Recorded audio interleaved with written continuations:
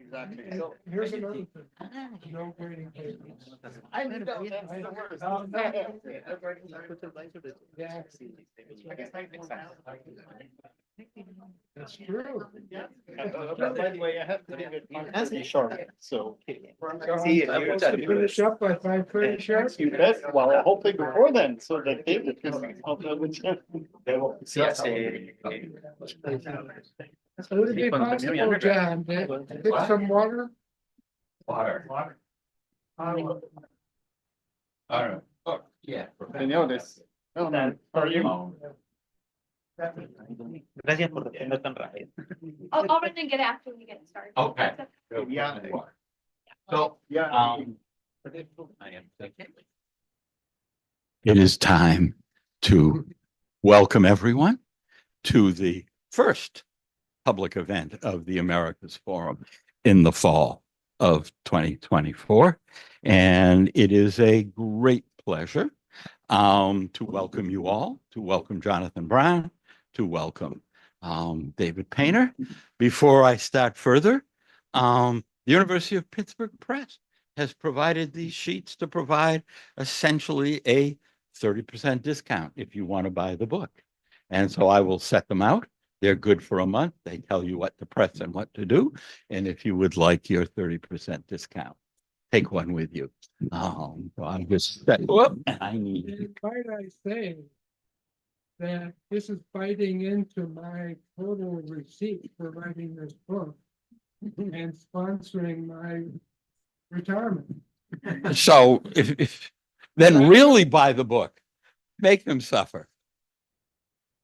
This book, better than reading. All right. So I am going to quickly do introductions. I'm John Tutino. It is my great pleasure to be the director of the Americas Forum at Georgetown, and I will say no more about me. It is an enormous pleasure to welcome Jonathan Brown, whom I have known since the fall of 1970, when we encountered each other as grad students at the University of Texas.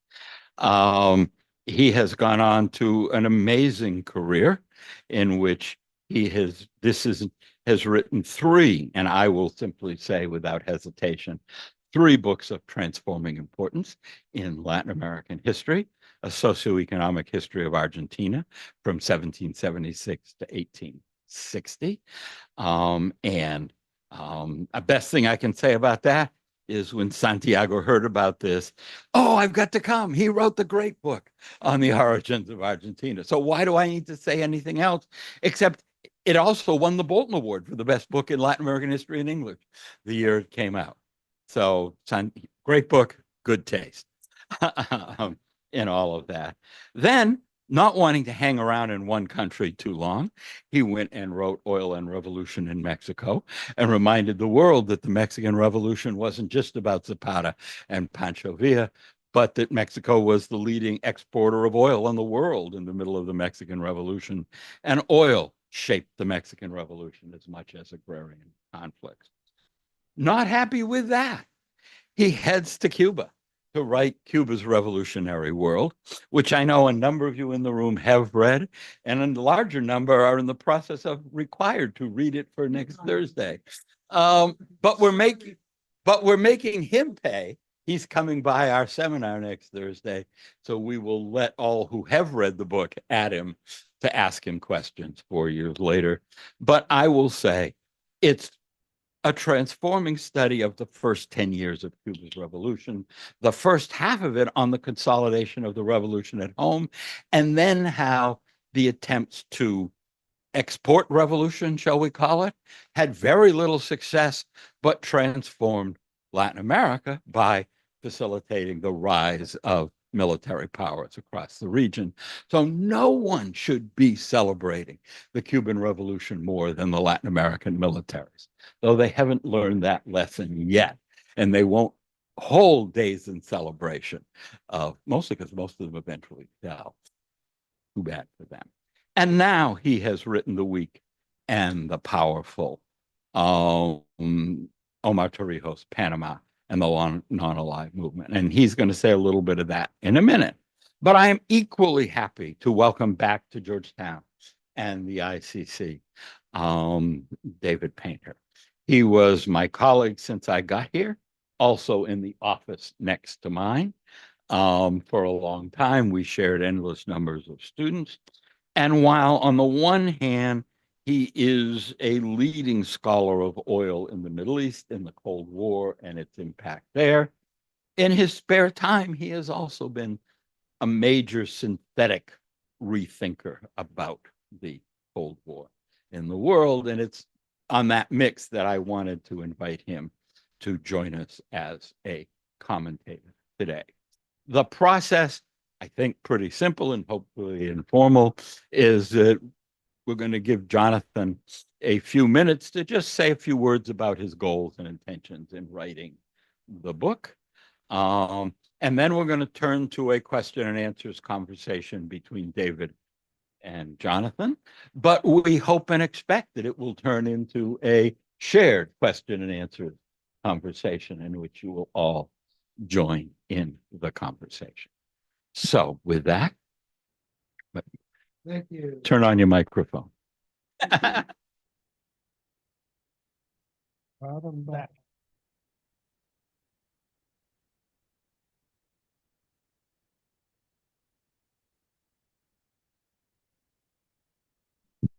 Okay. Well, thank you very much, John. I'll just briefly say, I won't give you any details, that John and I go back to 1973. No, 1970. 1971. We go back to 1971. And He's trying to shorten the relationship. I had a brief, after I got my PhD, I had a brief 4 years out of academia. John got me back in. The details of that I will write sometime, and honor him for that very reason. But the reason I'm here is because he got me back into academia. Otherwise, you wouldn't show up. That's true. I wouldn't have written these books. Ah. That's the other thing. Yeah, so why did I write this book about Panama? And basically it's because I want to make it up to all of you who have to read the 600 pages of the book on the Cuban Revolution by giving you something a little bit more bite-sized to contemplate. And besides that, I was inspired by what I had discovered about Panama and Torrijos while I was doing the research on the impact of the Cuban Revolution on one country after another in South America. And the fact is that Omar Torrijos is a creature of the Cuban Revolution in that he came into importance within the military of the Guardia Nacional of Panama because of the 80 Cubans who attempted to invade Panama in 1961, I believe. 1960, in 1960. And this made him a hero of the National Guard, and eventually he rose to be in a position to make a coup d'etat in 1968. That is, the story of that is briefly mentioned in this book as well. I wrote this book from the inside out, and I think that I wrote this book for Panama and for Torrijos because he has been neglected in the literature. Every time you pick up a book on a history book on this time period in Panama, the 1960s and the 1970s, you're going to come across another work on the 1989 US intervention, military intervention of the regime run by Manuel Noriega. There's dozens of books written about that, both from the popular history model, as well as by professional historians and political scientists. In other words, what happened to Panama? How did it get to that point? And all of them neglect the time period of Omar Torrijos. Omar Torrijos ran the country for 13 years. And Noriega ran the country as a dictator for only 3 years. And yet he gets all the press out of the United States because it had resulted in a military intervention. What resulted out of the 13-year reign of Torrijos was the renegotiation of the Panama Canal Treaty dating from 1903 and the eventual turnover of the Panama Canal to Panama in the year 2000 and the complete demilitarization of the Panama Canal and also the retirement of about 60, 70 years of US military occupation of Panama, which is quite an achievement because not a single shot was fired, there was no fighting, it was all done amicably and by negotiation. And besides that, a reluctant Senate actually ratified that particular document. So I'm writing this from the inside out. I'm writing this book about Panama for Panama. I'm writing what turns out to be a political biography of the man that very few people who are interested in Latin America vaguely know his name. They're not sure what he did, but they know maybe he was from Panama, and I wanted to set the record straight there. This is not a reverse study of US diplomatic history concerning the Panama Canal. No, this is about Panama and their efforts to gain control of the Panama Canal for the benefit of the Panama people. So I understand there is a few questions for me. I've already got a hint of them, and I've already prepared some kind of explanation to answer your questions.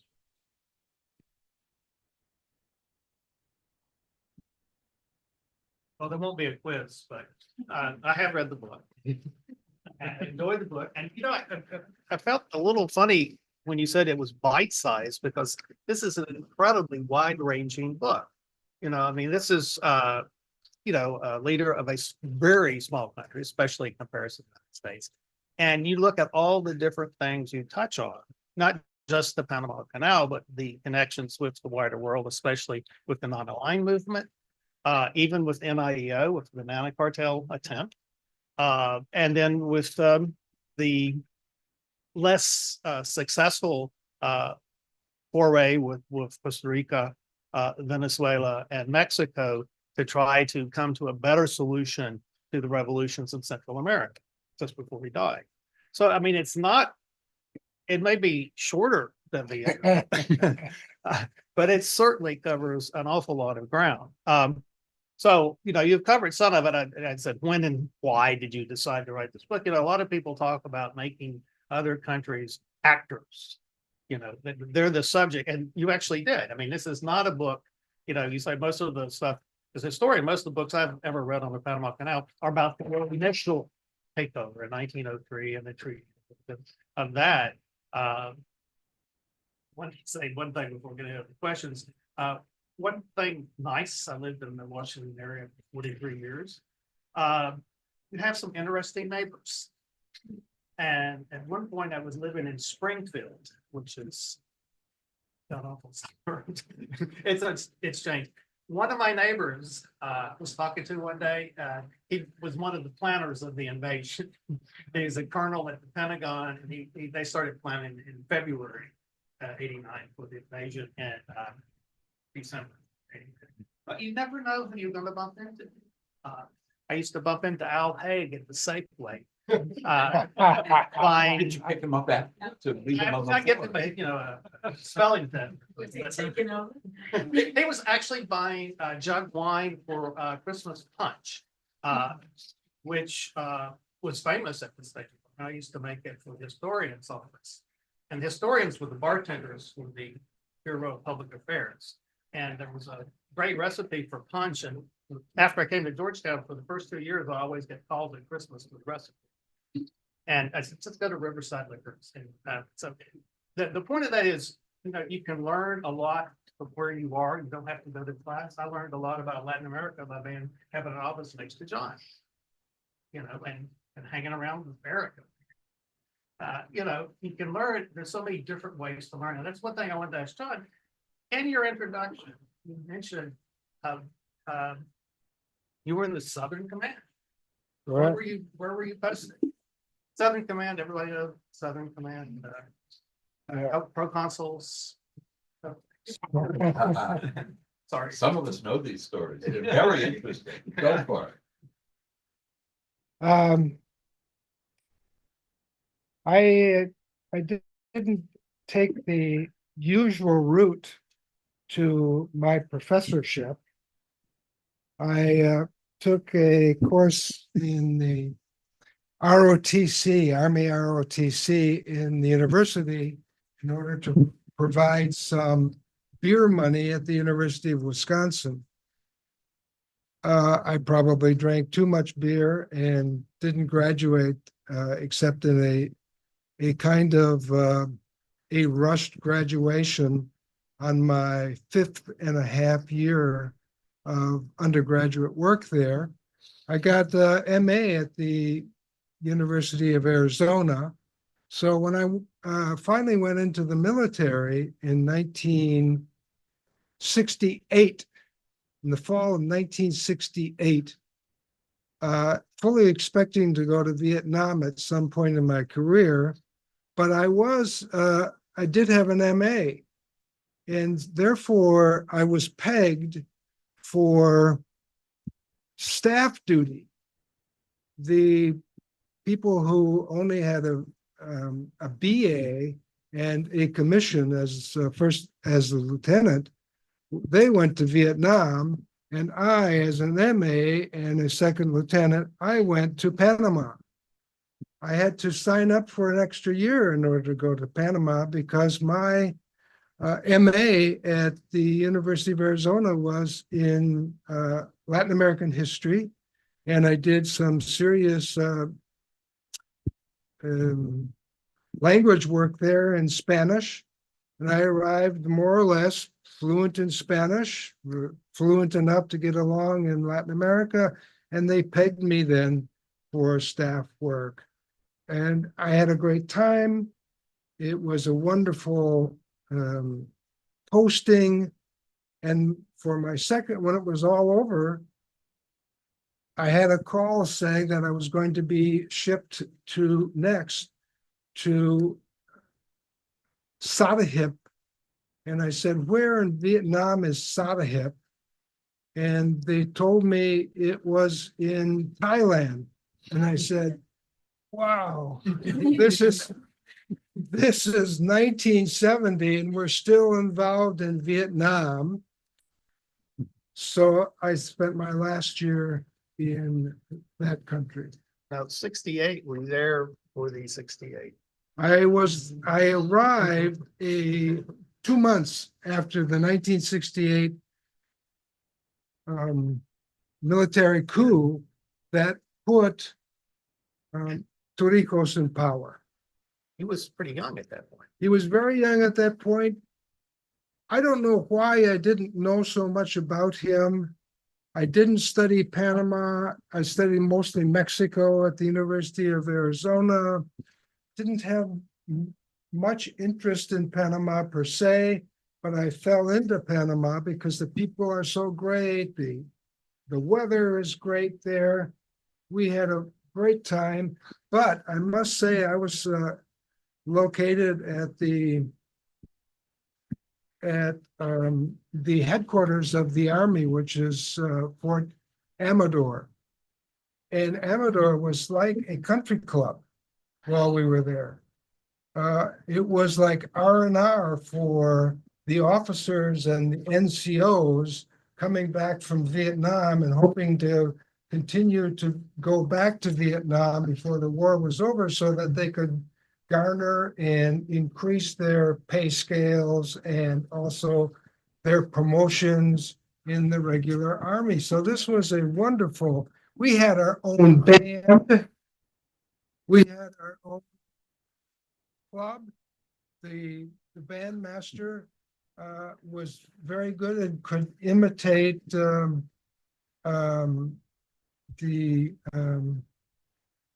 Satchmo singing songs and for our dancing pleasures at all of our parties at the Officers Club. So it was a wonderful posting. And I was only alerted because one of my duties there was being a duty officer at night for G3 operations. And I was there on the day, throughout the entire day, in which Torrijos came back from a counter coup in December of 1970 and reclaimed his, excuse me, 1969, and reclaimed his rightful position as leader of the military government. And I was able to monitor his progress back from Mexico all the way to the city of Panama, the capital of the country. And that got me much more interested in him and his accomplishments. No, I thought it'd be interesting to know what it was like, the zone. I think you say in the book, I'd ask the question you about to say, look, Torrijos was as much interested in controlling the canal zone because this was a piece of the country that they had lost sovereignty over, as he was for the revenues from the canal. That was an affront to it's 10-mile zone right across the whole country. That's not it's your country, but it isn't your country. Yeah. And that really struck me. And I thought maybe Southern Command at this time, he probably did spend some time there. So that's an interesting, maybe that would be the only thing I would say, maybe a little bit more of that in the book, a little, you've seen some of these places. Yeah, what I did with my experiences there is I relegated them to the footnotes and not so much in the text. I wanted to keep myself out of the text because I was writing about the Panamanians. But indeed, I was inspired particularly on all of my analysis of the inner workings and the inner politics of the Guardia Nacional by my experience there. And I was informed by that. Also, I was informed of what it meant to the Panamanians to have the canal controlled by a foreign power and occupied by a foreign military of the United States, running right through the center of the country. But not only that, it separated the capital of the country, which is on the eastern side of the canal, from the western side of the country on the other side of the canal. And it is on the other side of the canal, that is the one that was most occupied with agriculture and with the population. And the more productive area, and the east side, as we know, ends up in the very end, a relatively difficult zone for habitation. As a historian, I have to ask you about sources. You can usually tell a historian when they pick up a book, what the first thing they do, they go to the back. And they want to see the notes, and they want to see the sources. And, what were your main sources, and which one did you find most useful? Well, there were a number of different sources.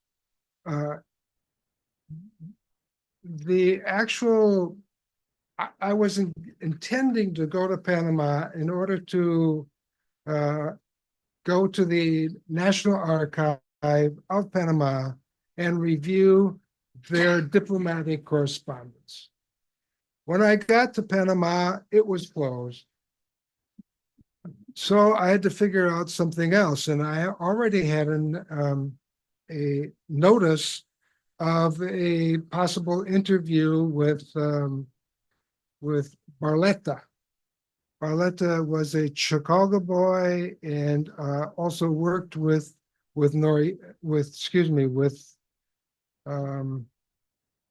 Torrijos as his economic minister, his minister of economic development. And so I went to his office and had an interview with him. He gave me a copy of his memoirs, which I read overnight, and then went back and talked with him some more. He was the beginning, and then he gave me the addresses of other people. Eisenman, who was actually from the conservative political and a businessman. Then I got with General Paredes, and that was also a revelation, because he had worked with and was the right-hand staff officer for Torrijos. When I interviewed him a total of 3 or 4 different occasions, and I also recorded an interview with him from Panama, because I had questions about the inner workings of and also I had questions later on about the Panama military operating to train some of their police in the revolution of Nicaragua. And also Paredes had an interview at one occasion with my old friend, from Cuba, Fidel Castro. So this, but you can't write a book basically on interviews and expect to really get to the heart of the matter. These are impressions. They're momentary impressions. No one remembers the exact dates of anything. So you have to go to another source for that.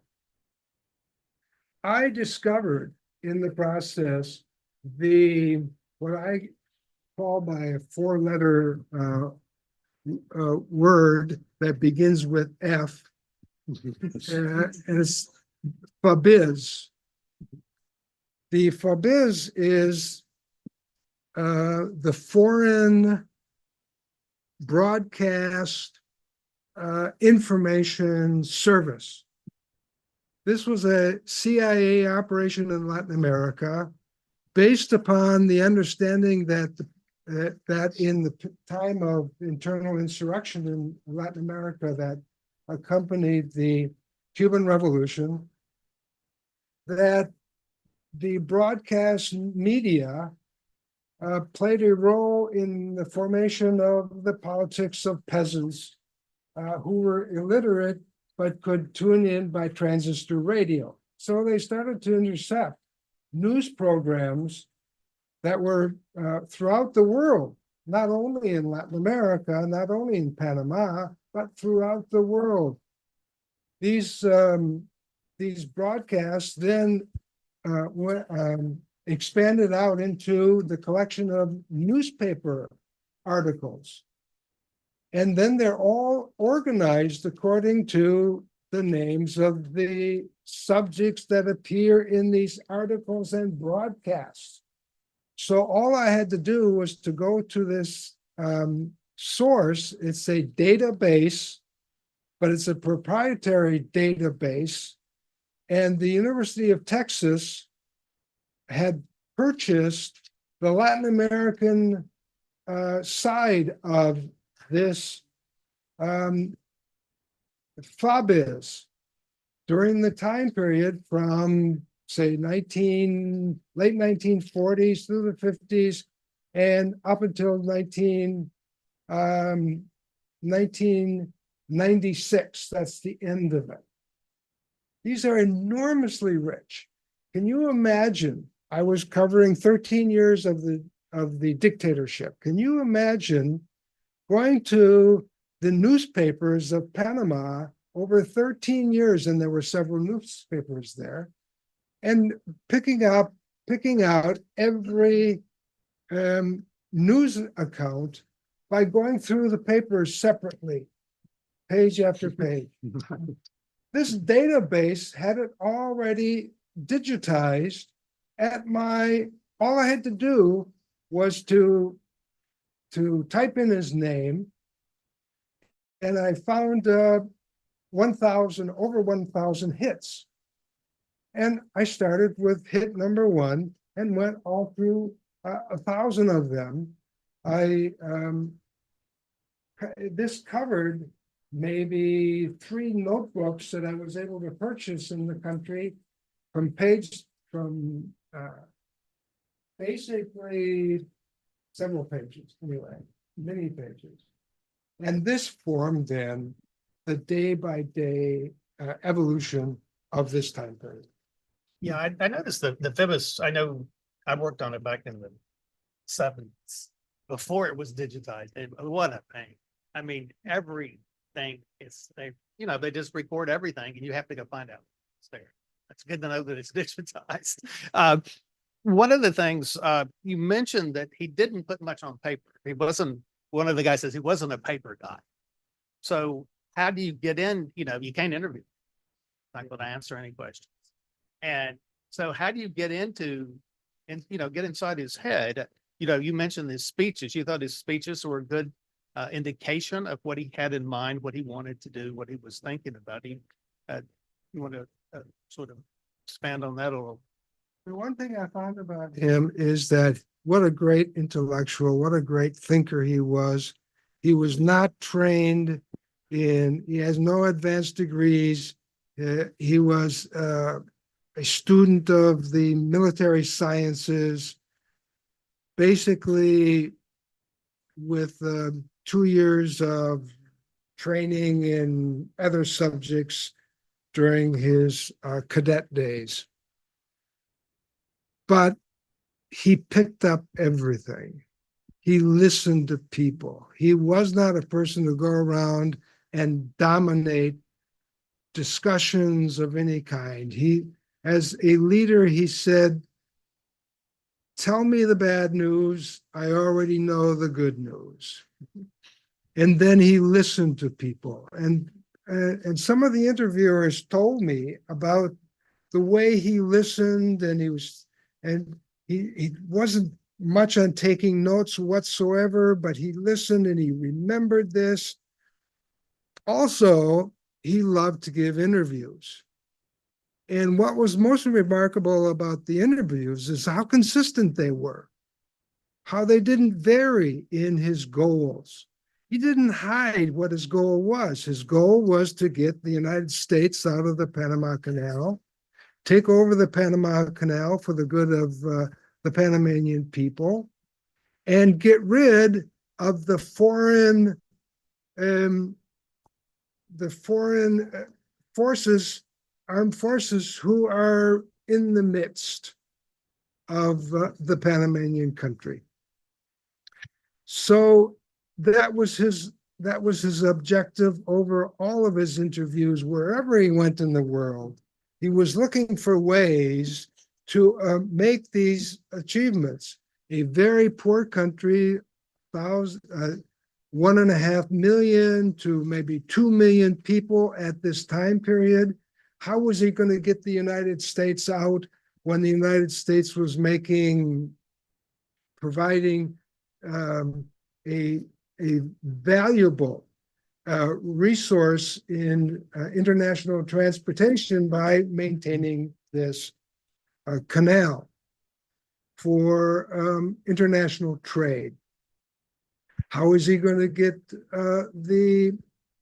rid of the military when the military had been there since and occupied the country since 1903 and defended it in 2 world wars?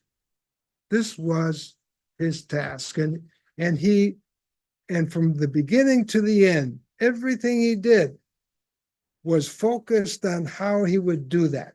And his foreign policies then, when he had control of that, his foreign policies all were dedicated to that. However, the one thing he did not want to do, he didn't want to go to Washington until he had a deal.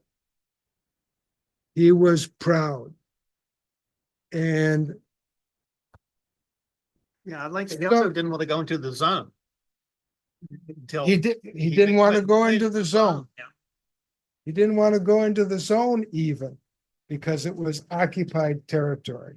I mean, he was dedicated and he, he was so consistent. You know, I really enjoyed the part where you bring in his involvement with Tito and the non-aligned movement. I was a little surprised that he, I mean, obviously he has to talk to Castro. And Castro's given him, Castro's also trying to play the wise elder statesman. Don't do this, don't do that. But I was surprised, and I wasn't quite sure why he was talking so much with Gaddafi. It seems like you're poking the bear a little there. Maybe Gaddafi at this point is not quite the great villain he was later.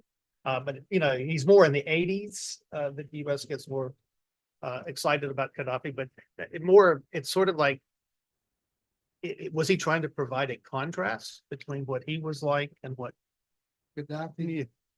Yeah. Yes. No. He was attracted to Gaddafi as he was attracted also to the Shah of Iran. He tried to make contact with the Shah of Iran. Torrijos, as dictator of the country, had this intelligence system that advised him on foreigners who came through Panama, either in their travels between Latin America and the United States or visitors of some fame. Graham Greene came through because he liked the rum in the country of Panama, and so he wanted to go on a binge there. And he heard from his intelligence that that's how Graham Greene made contact with him. He was called to see the general and provided transportation to see the general. But he thought that every dictator did this. So he wanted to meet the Shah of Iran because in his travels, he went through Tehran in order to be discovered in the terminal. And he spent the whole day in the terminal making sure that they knew he was the head of state in Panama, but he didn't get the call from the Shah of Iran. He did the same thing, and the Iran was the oil exporter. He wanted to get into with that Gaddafi because Gaddafi was the oil exporter. a member of OPEC. He was interested in OPEC because he wanted to make a banana union, a banana producers union that acted like OPEC so they could get a decent return on the export of bananas. But later on, especially after 1973 and the oil boycott, the Arab oil boycott, and 1974, the quadrupling of prices of oil, he wanted to have a better, because this cost Panama big time, and it put a lot of people out of work, the oil prices. And it really took a lot of Central American countries that didn't have oil resources for a loop as well. And I think it contributed to the 1980s, which was a very savage time in Central America. And I think that the economic, the quadrupling of energy resources brought that about as well. And but he was interested in getting a deal with these oil titans for cheap oil. It didn't work that way. It didn't even work with Mexico and Venezuela, even though Mexico and Venezuela sympathized with his problems with the United States, but they wouldn't give away their oil, especially when they were making the big bucks.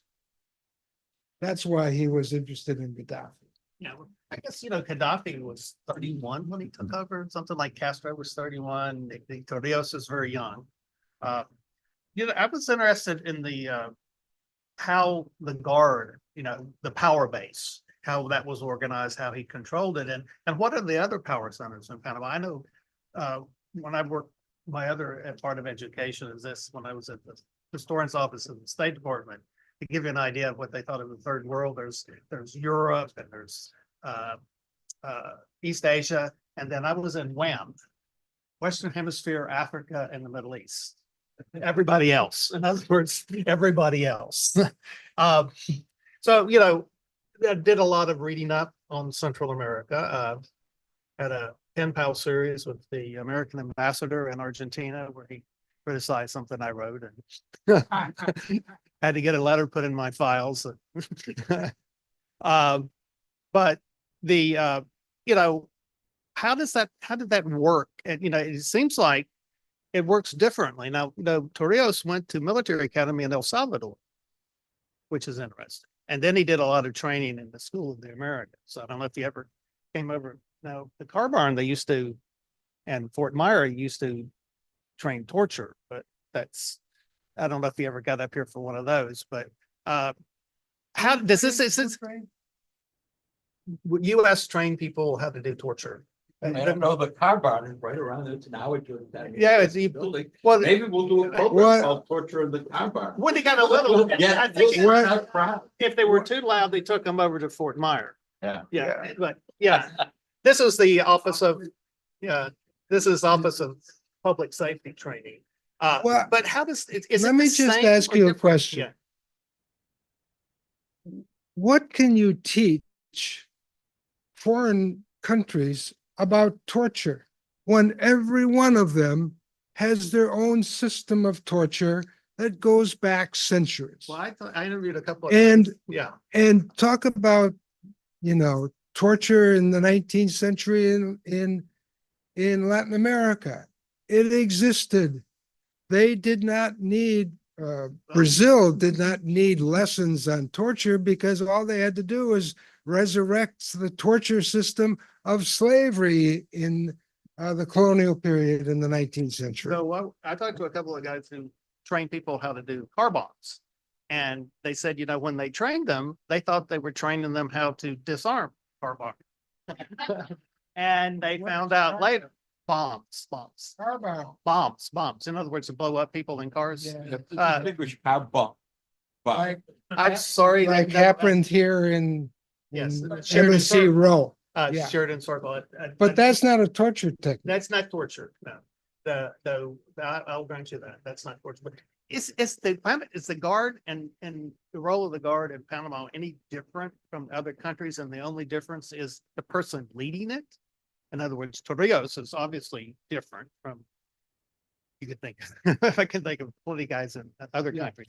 So how is it different or It is, how, it is now, different. look, Okay.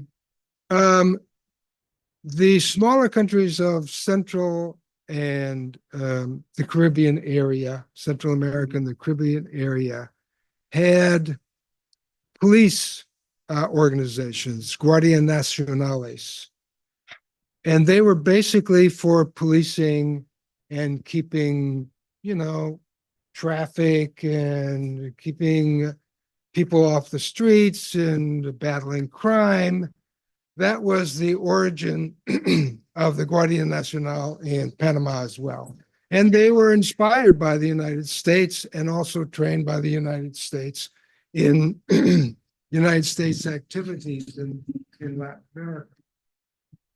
So that was the origin. However, in Panama, excuse me a moment. Martha Rubio. Yes, Marco Rubio. He may be the next Secretary of State. Who knows? I hope it doesn't come to that. Let's go back to the difference. And they remain pretty much a police organization from the 1920s through the 1950s. And the reason why the United States thought that maybe we ought to give some more military capability to the Panamanians was the student rebellions, especially the student protests against the Panama Canal Zone that were inspired by the Egyptian takeover of the Suez Canal. And that inspired the student uprising of the late 1950s and in 1964. The 1964 uprising mobilized the U.S. Army to protect the Canal Zone from a student riot. It wasn't the expectation of the Army to do that. So they were relatively unprepared, but they did secure the zone. So they decided what we must do is in the 1960s, prepare the National Guard to do that. The National Guard put down 1959 rebellion of the students, and they killed 9 students. After that, the National Guard said, I don't think we want to do this any longer, but we will take your money and your training and expand the National Guard and make it more of a military organization. That's how they got to be something else than what they were originally intended. And this is the organization that he took over. And by the way, speaking of the School of the Americas, I guess we weren't, but speaking of the School of the Americas, Torrijos was a great proponent of the School of the Americas. He went there, he got all the training he could, he sent his staff there, he sent his soldiers there. He wanted them to get proficiency in military to be able to defend the Canal Zone when he got control of it. What do you think? You mentioned, I think in the end, that it took a dictator to achieve what Torrijos achieved. Why do you think that there's any lesson beyond Panama and personality? He certainly seems to be a lot different, his background and his goals. I felt a little affinity for him. His parents were teachers. My teacher. I haven't overthrown any governments recently, but you know, can't always There's achieve what always, you want. there's always hope. There's always hope. Yeah. I also rode around and had a motorcycle diary, but that one didn't work out either. Uh, But how, you know, do you think, I mean, is that a lesson that was Panama so internally divided, you know, with we talked about the small elite who may be controlled, were they mostly agricultural control? You know, you have Panama, you have Torrijos saying that the guard is there to protect the elite from the majority of the population. Yeah, that was the original intent of the Guardia Nacional, to protect those elites, landed elites, and their political power. The oligarchy in Panama was pretty durable. It lasted from the early 20th century, the early independence period in Panama, until 1968. And at a few occasions, the military put down a populist movement led by this guy, Arias. By the way, we have a Panamanian. What's Arias's first name? Arnulfo Arias. He was the original non-elite, non-oligarch populist in the country.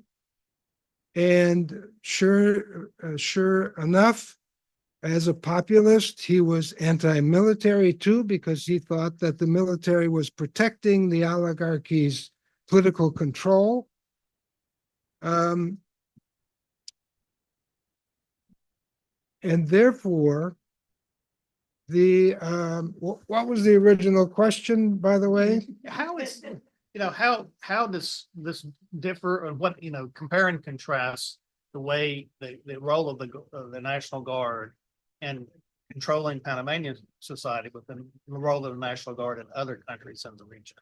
How are they different? How are they the same? Are they the same as organizations? And the only reason they were different under Torrijos is because Torrijos is different. And then when Torrijos is no longer there and Noriega takes over, it becomes a different. Yeah. Actually, Torrijos had a very good predecessor named General Vallarino, who also wanted to professionalize the military, keep it as much out of politics as possible.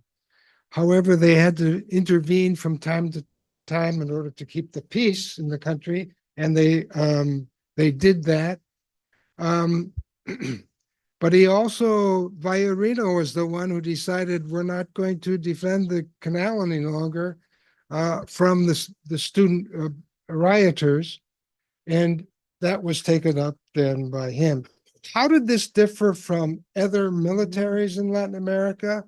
It differed from other Central American Guardia Nacionales because they ended up in dictatorships that overthrew actually control by the elites of their country, the old oligarchies of their country, in places like Nicaragua, El Salvador, Honduras, Guatemala. So this was the difference between those. And the other thing is they were unlike the armies in Latin America, in South America. South American armies and militaries were standard militaries, usually in the larger countries, with a air force, professional air force, an army, and a navy. Each one of these were castes. That is, that the original officers bequeathed their power and influence in the military to their sons, who became cadets. The cadets then married young girls who were daughters of other officers. And so this became a caste. In order to become an officer, a second lieutenant in the new army, you went to cadet school and followed in your father's and your mother's in your grandfather's footsteps. So they became very insular. And they tended to be a little bit violent, protecting themselves, and intervening in politics. That's the big difference. Yes. I kind of want yes, to leap John. in because I also want to do a transition to the room and let people jump in. So I'm going to see if I can get you to hit on what becomes sort of, you've gotten all kinds of process sources, strength, institution. If I read the book right, in the end, you sort of have Torrijos worked in two different worlds and brought them together to succeed. On the one hand, he either really mobilizes or appears to have mobilized the long non-aligned, right? He has Tito, he has Castro, et cetera, et cetera. Yeah. People who the U.S. might fear, right? He would mobilize. And then simultaneously, and I'm you mentioned Graham Greene, but John Wayne gets involved in all of this. He has an amazing job of mobilizing people of political influence in the United States. So he's mobilizing U.S. political influencers. We got a name for it now. We didn't used to have that name. Maybe that's what John Wayne was. By the way, I accidentally caught him for 5 minutes on television the other night. So somehow. It was a short So I'd movie. love to hear you talk about sort of the balance between how he created the expectation or fear of mobilizing the non-aligned to inhibit the U.S., while he mobilizes this incredible array of U.S. actors to be his pals. And in the end, wins the canal. Yeah. It was as if he's going around a flanking movement. That's exactly what he was attempting to do with the non-aligned movement, was to mobilize what was beginning to develop as an important influencer on votes in the United Nations. And that was the non-aligned movement under Tito and other leaders of the third world. And he gets into it. Fidel Castro was the first Latin American country to join the non-aligned movement. So he had to make friends with Castro. And he did it in a way which did not antagonize the United States, because he sent in his most conservative staff member to renew diplomatic relations with Fidel Castro. And that was Barletta, the Chicago boy, the student of Milton Friedman. Just as Fidel wanted them.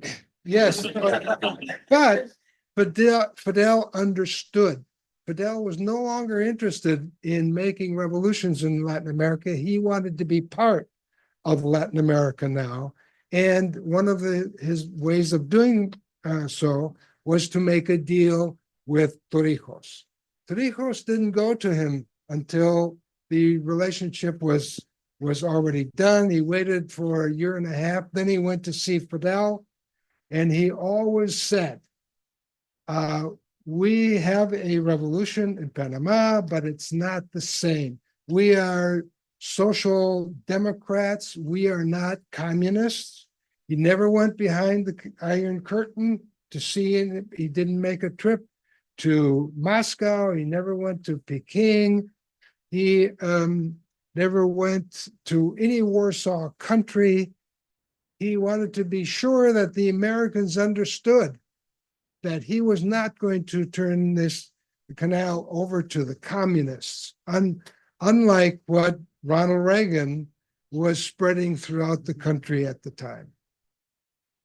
And that made it palatable for someone who wanted to treat Latin America a little differently than usual, and that was Jimmy Carter. By the way, we tried to invite him. but Yes, He was not mobile. God bless Jimmy Carter. That's all I can say. Well, you know, he also, it seems to me he also had, this relationship with Hugo Monzar and, you know, Monzar in Bolivia.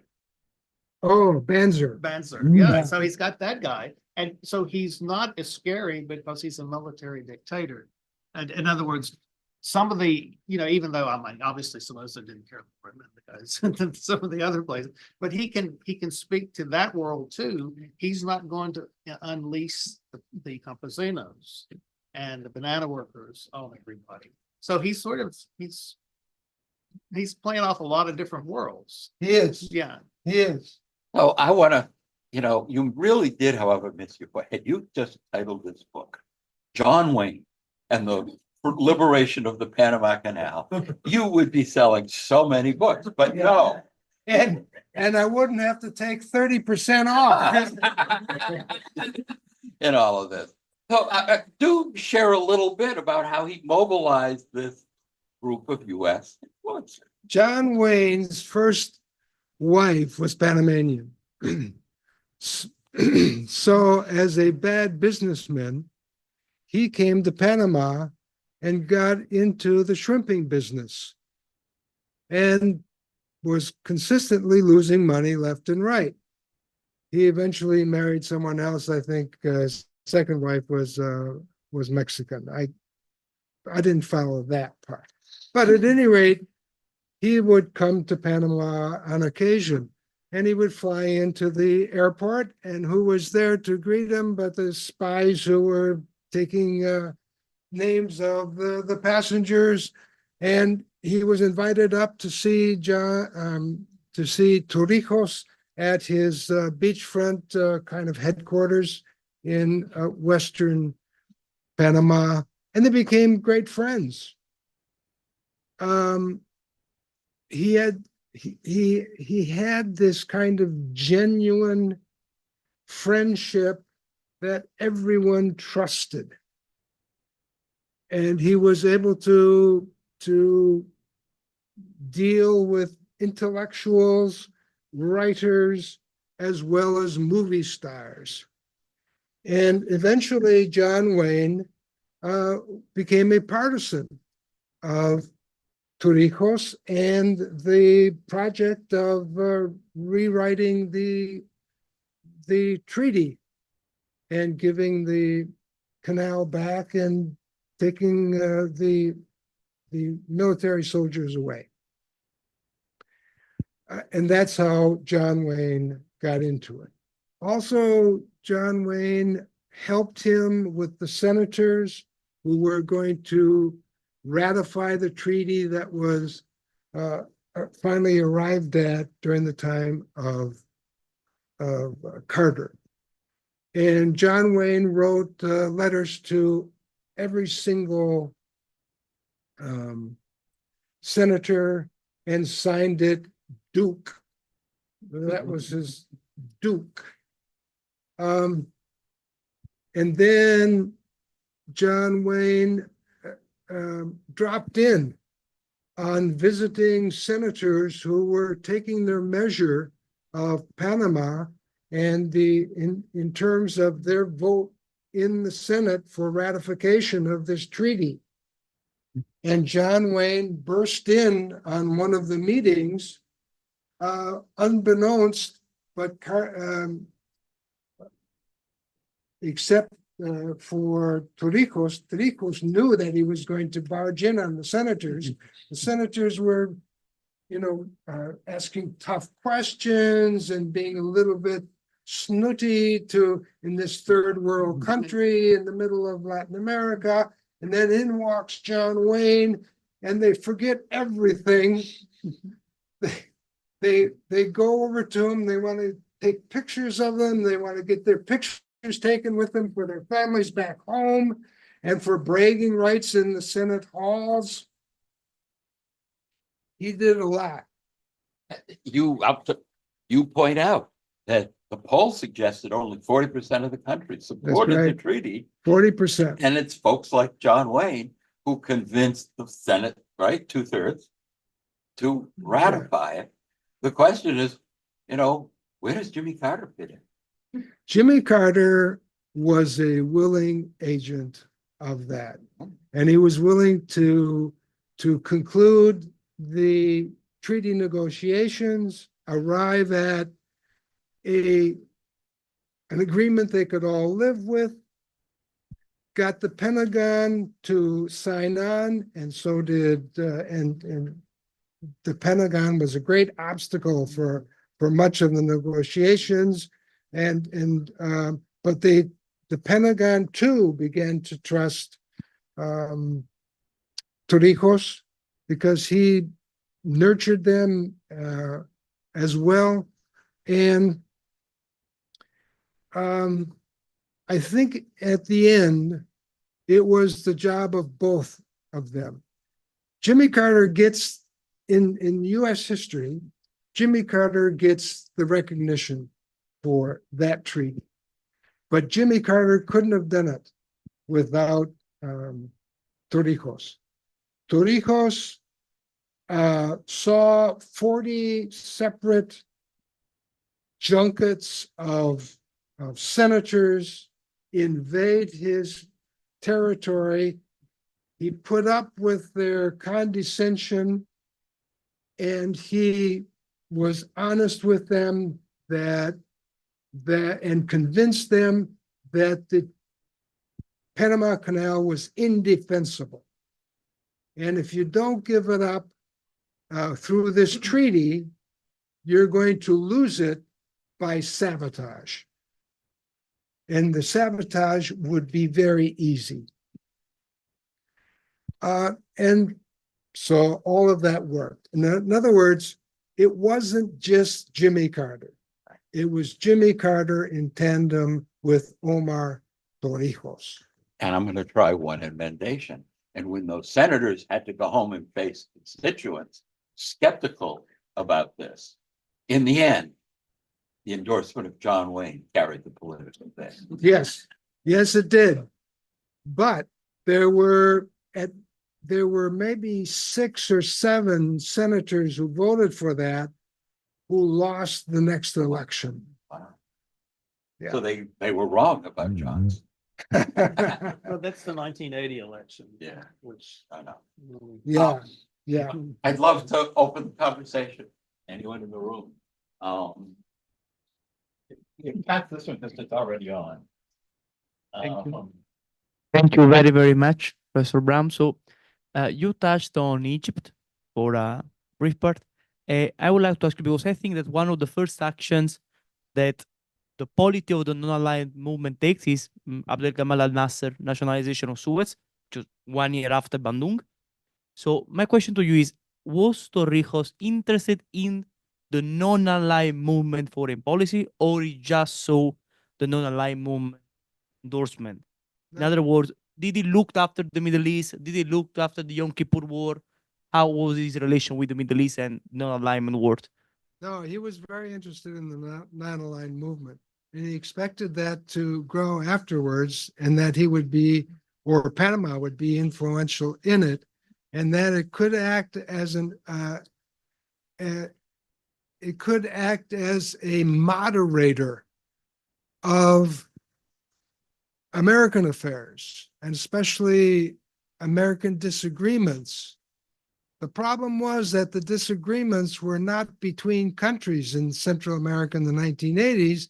The disagreements were internal to these countries. And that's why this moderation did not work. But he was very interested. He went to 2 meetings of the non-aligned, and he nurtured a relationship, a personal relationship with Tito. He would have done it with the other members as well, if he had been in longer. But no, he wanted this to be really an international organization that could bring to the fore the third world concerns about the world being divided between two antagonistic ideologies, communism and the free market, capitalism, capitalist countries. He was very much interested in that. Yes. Mhm.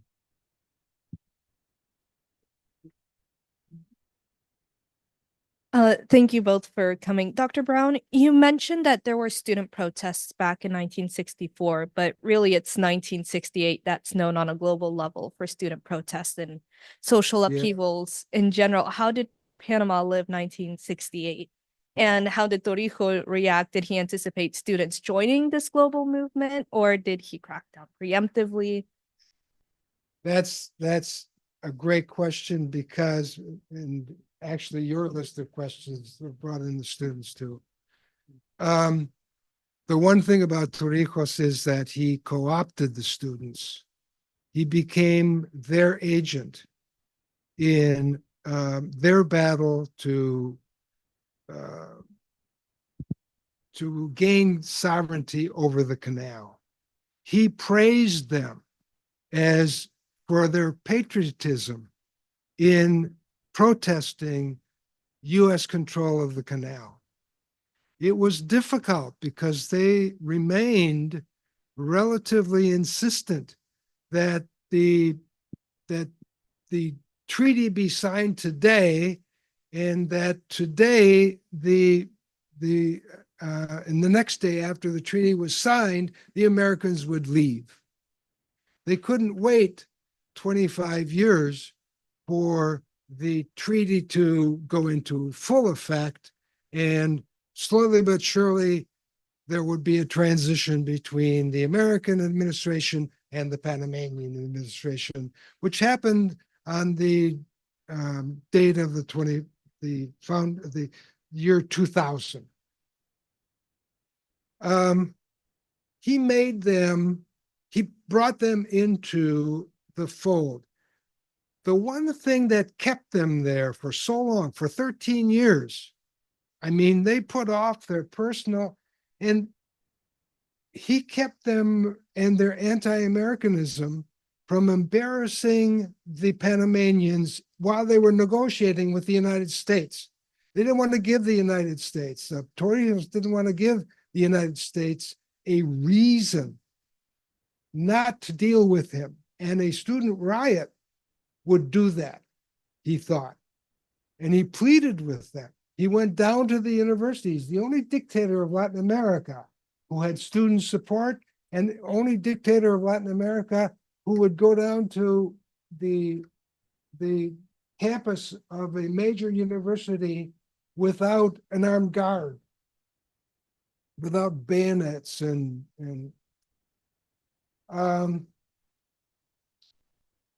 he did this by becoming the hero of anti-imperialism in Latin America.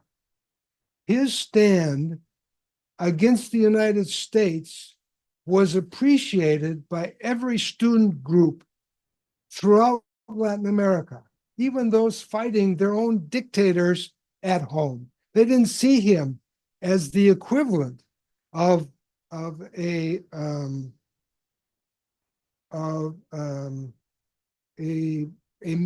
Latin American dictator, of Geisel, what's the guy in Chile, Pinochet. It's a cozy color. The students in all the other countries loved him. And so this kind of disciplined the students of Panama. If he is a hero to these other countries, then he's our hero too. And they behaved themselves for all this time, and because he was able to co-opt them by praising their unselfish dedication to regaining sovereignty over the Panama Canal Zone.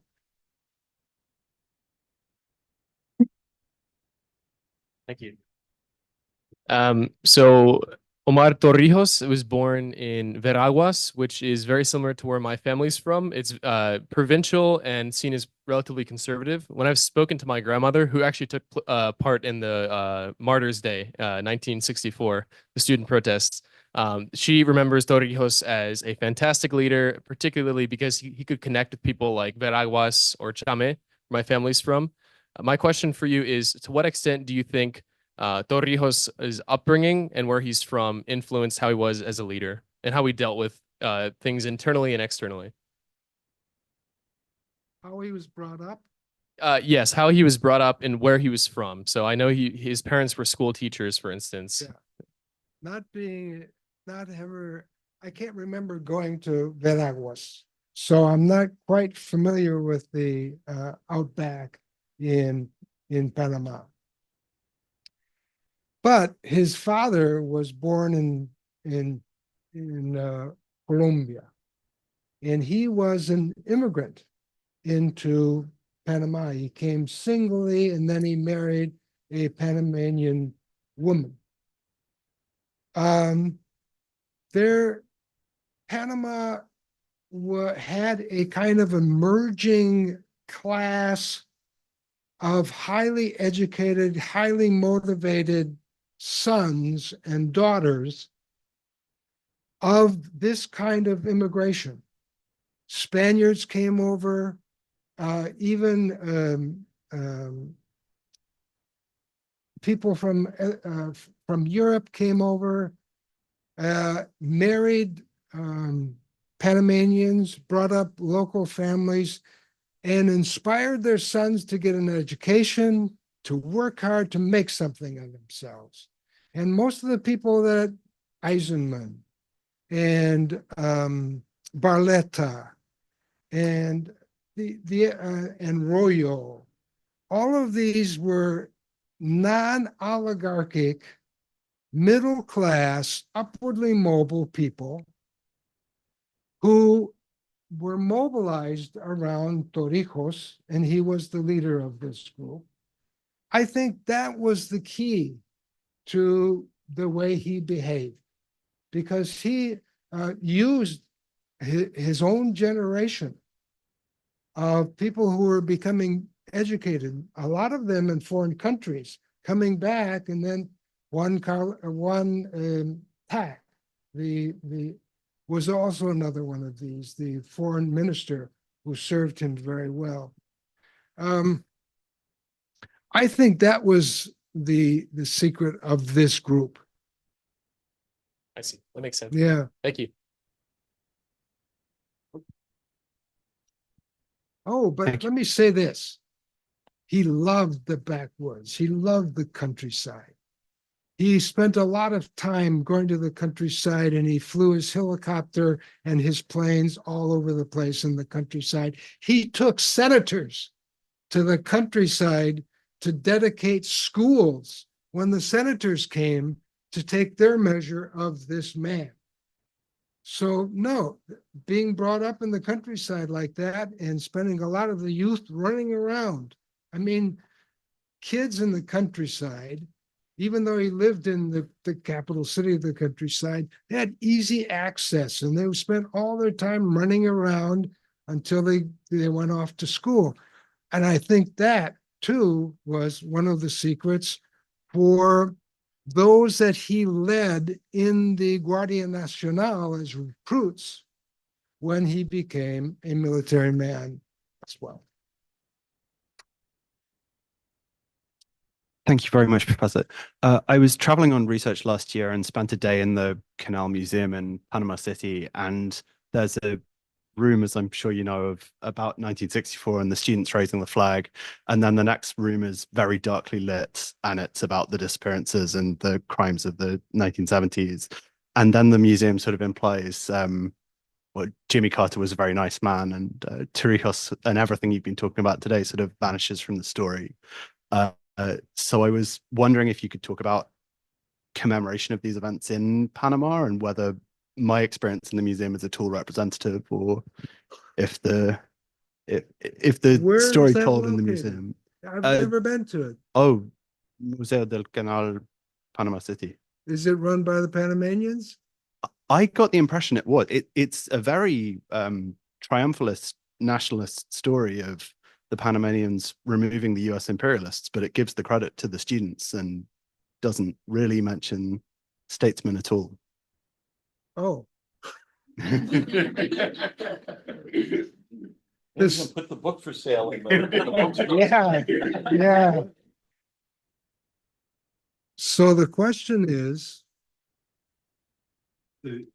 My question was, how is this story told in Panama today? I don't know.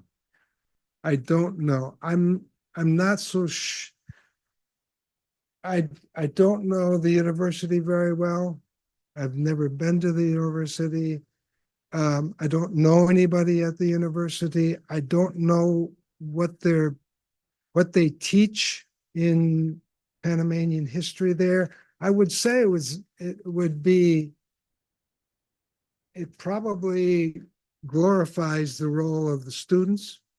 And by the way, these weren't university students. The students who first went down there were from the colegio, were like our equivalent of senior high school students.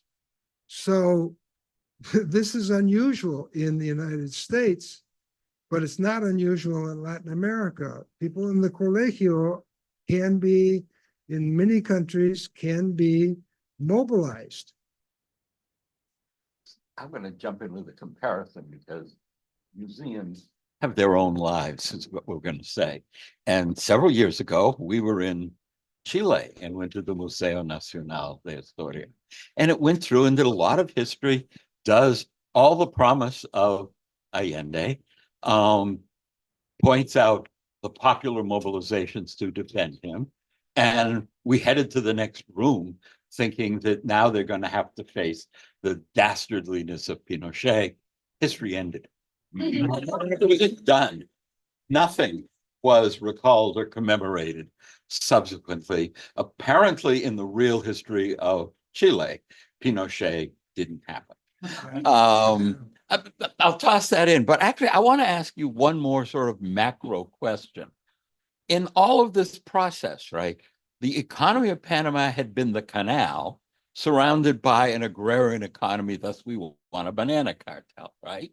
In the process of this transition and this link negotiated with the US, Panama slowly but steadily gets control of the canal. It takes time. But in the process, Panama emerges as an offshore haven for US capital. And it would be nice to sort of hear how that intersects into this story. Yes. You want to add something? Is it just US capital or the capital? The Brits. Global offshore haven for global capital. Okay. I don't think the Brits had enough money to send it into Well, no, they got the Eurodollar. into Panama. No, that was amazing, and you have to give credit to Nelson Rockefeller. Nelson Rockefeller came through Panama very shortly after Nixon became president and appointed him to be his ambassador to Latin America, go around Latin America, visit all the countries, and report back to me. Of course, Rockefeller reported back to me and Nixon did nothing. But he did meet and was very impressed by Omar Torrijos. He said that Omar Torrijos was the only head of state. Well, he wasn't head of state, but he was the dictator of the country. He was the only head of state that came to him without a bucket list of things they wanted from the United States. He came and explained, instead he came with pictures of poor Panamanians, of peasants, of people living in the slums, and with an idea that I want to do something about this. I want to be able to, eventually make a deal over the Panama Canal so that would give me the resources to do something about poverty in my country. This impressed him very much. And Torrijos also asked him, by the way, would you please represent us in the United States in asking for US investments in the Panamanian economy? So impressed was Nelson Rockefeller that Nelson Rockefeller invited him to come to Wall Street, where his brother was the head of what bank? Chase Manhattan Bank. So he met the bankers, and this was at the very end of 1969. He came to New York and he met the bankers and he told them, look, we can make a deal down there. We want the investment. I'll make a deal with you. I will allow you to bring money into the country and take it out. We have a currency that's tied to the US dollar, the Balboa, and they fell for it. And they brought a lot of money down there, and this helped the economy. And is there any unstated quid pro quo or balancing between the rise of the capital haven and saying, what the heck, we'll give you the canal?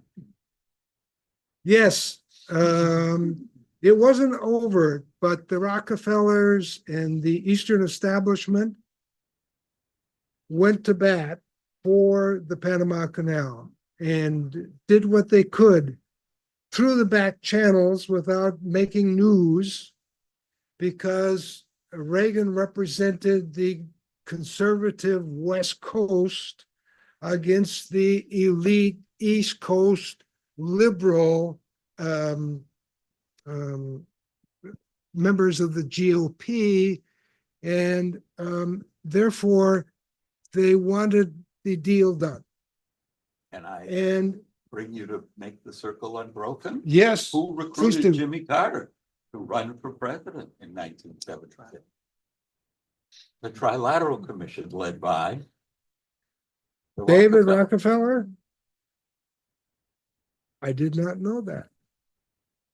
You need to revise it. I'm not going to.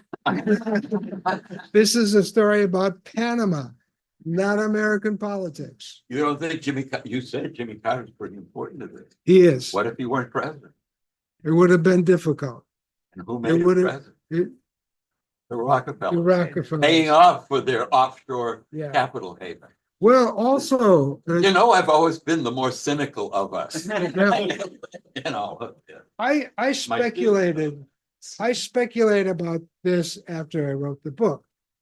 If Jimmy Carter didn't win the presidency, would he have been able to deal with someone else? Kissinger, actually, being a East Coast guy, wanted to conclude this treaty. And I believe, and if he had been Secretary of State again, under a second Ford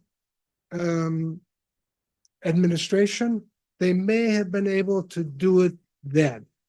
I think it would have been difficult, but I don't think Ford, even though he had been a former member of Congress, I don't think Ford would have been able to pull it off.